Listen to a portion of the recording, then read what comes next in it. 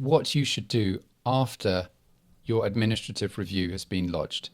So basically, it will take you to this screen, and what you can do is lodge fuller grounds because the form itself does not allow you to enter, beyond a certain text limit, and for some reason the form eliminates the actual formatting, and it doesn't accept quote special characters, which includes a lot of ordinary punctuation. So it's it's very sort of dissatisfactory. So it's best to just usually to give a brief description of the grounds in the form itself, but then to email the admin review team. This is the email as at the time of making this video, and you can include your grounds for administrative review, and those should be detailed. Usually my grounds come to sort of 10, 20 pages or more. And you can provide certain evidence in certain circumstances.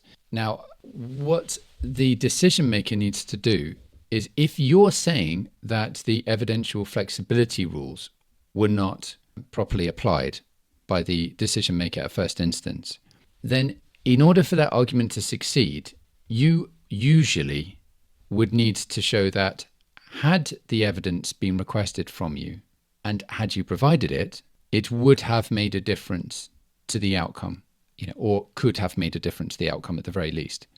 Now, in order for the new decision maker, right, the reviewer, to make a determination on that, they need to see what that evidence was. Otherwise, how can they say whether it would have made a difference? In other words, whether it was a material error by the original decision maker.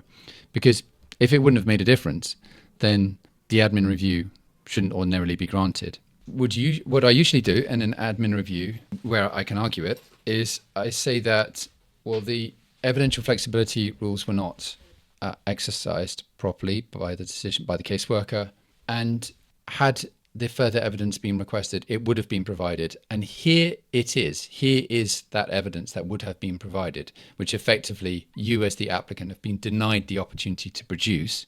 And you can include that as an annex or appendix to the grounds.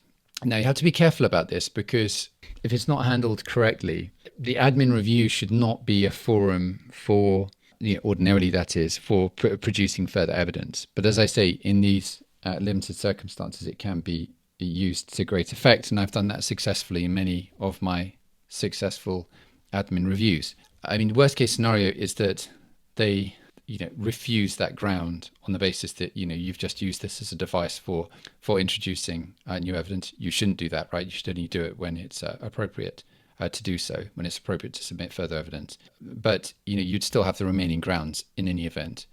So make sure you particularize them well and identify either the substantive flaws in the decision or the procedural flaws.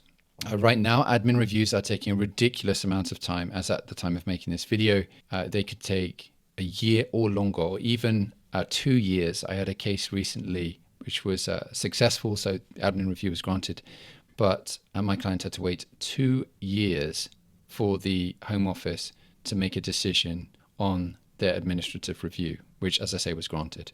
Now, because of Section 3C leave, that my client had the benefit of a further 2 years towards their continuity of residence. So that was a good outcome in that particular case. But many people, for many people, that would be profoundly unsatisfactory, because they would be stuck in the UK, for all of that time, because you can't leave the UK without withdrawing your admin review.